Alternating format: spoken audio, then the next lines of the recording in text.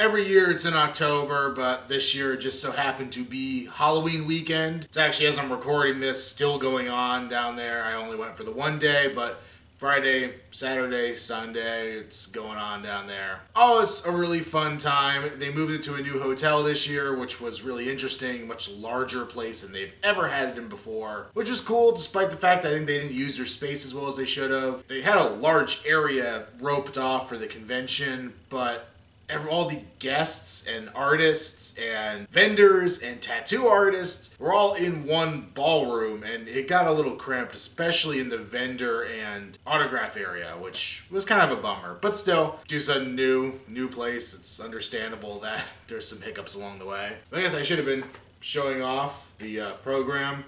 Just probably one of my least favorite programs they've ever done. It looks like freaking Family Guy artwork on the cover here. But there were some cool guests. Hold up the entire thing of guests if it's even reading on camera. But I went with just a few specific guests in mind. Unfortunately, one of the ones I was looking forward to getting did drop out. Malcolm McDowell dropped out at the last minute. I was going to get his autograph, but unfortunately did not get to do that. The big draw this time was Scream. They had a kind of mini reunion. Neve Campbell, Skeet Ulrich, and Matthew Lillard all there. Backside of the poster, you get the full artwork or collage of guests they had for the show. It was kind of cool. They were handing these out. But yeah, so enough of just random crap about it. I'll show you what I picked up. But actually, wait.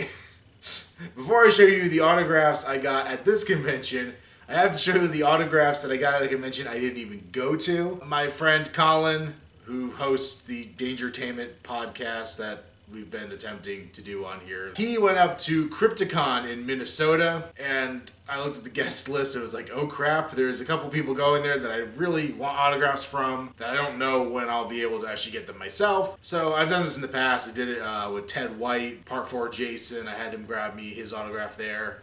So I actually got more autographs from the con I didn't go to than the one I did. But first and foremost, I got Lance Henriksen, which is pretty freaking cool. Obviously, Bishop from Aliens. Very cool to get him to put up in my collection. And also, I got Hicks, Michael Biehn, which is awesome. Cool to have this one to add. And then the other one was Doug Jones, and he's kind of known as the suit actor in Del Toro movies, at least in my mind mostly. But yeah, I had to get the Fawn from Pan's Labyrinth signed. Though Pale Man was definitely a possibility, but yeah, I went with the Fawn. I thought that was kind of a cool option.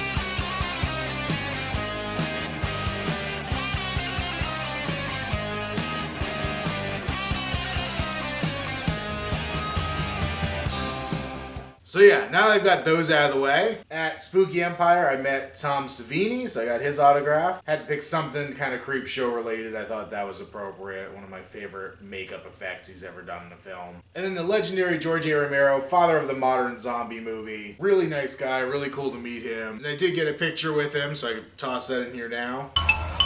So yeah, that's all I got for autographs. But I did at the vendor room. I did pick up some cool stuff there and also elsewhere in Orlando because I can't just go to one place when I go down there. So last couple cons I've gone to, actually 3 that I've gone to this year, each time I've picked up an art piece. I'm actually feeling like I'm beginning to enjoy picking up just cool random art pieces more than I'm enjoying doing a lot of the other stuff at a con. It's just, you find cool stuff. And I got this Sam from Trick or Treat, one of my favorite horror movies, but the artist here was, I think, C.J. Drayden was the artist's name. I thought this was really cool looking. He had a lot of other things, both superheroes and horror done in this style, but the colors and just the overall look of the Sam really appealed to me. I thought this was a great one to get. And then I always end up picking up some movies at these things. So I picked up a bootleg copy of Fright Night 2, the original Fright Night 2, not that recent remake or whatever, the sequel to the remake, whatever it is. But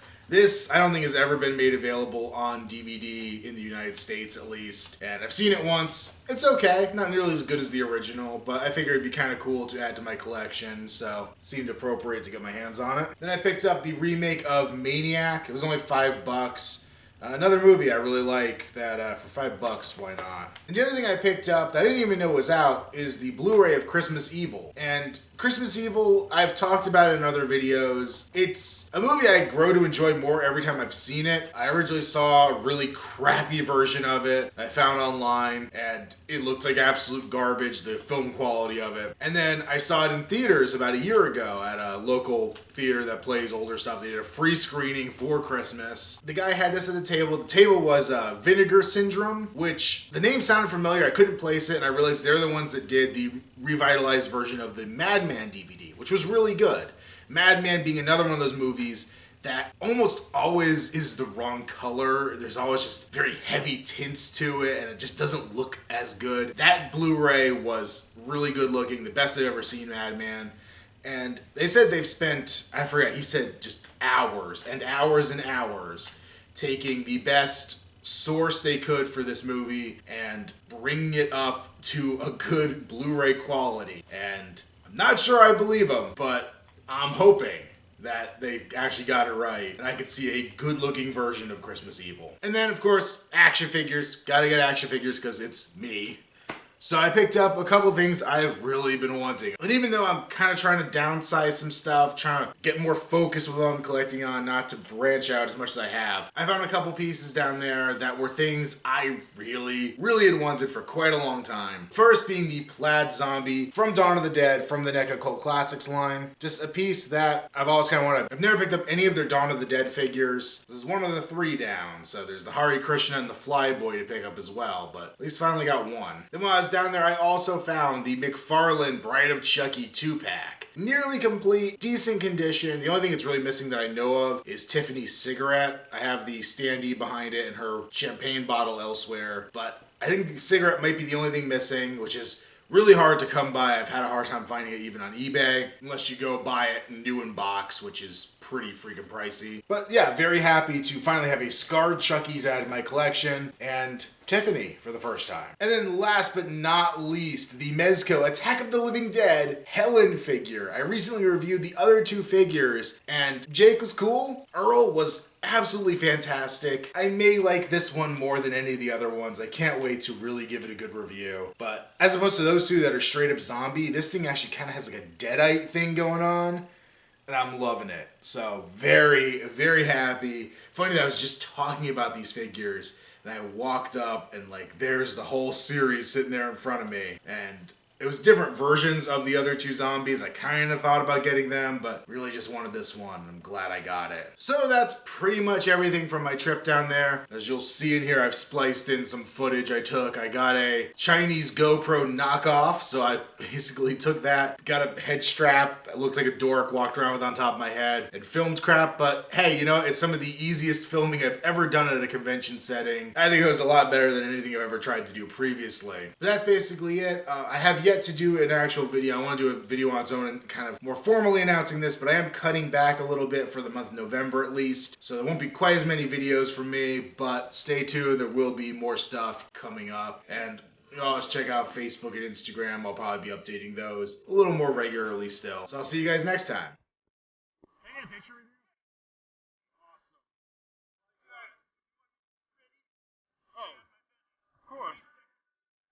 expect no less from Otis Urungus.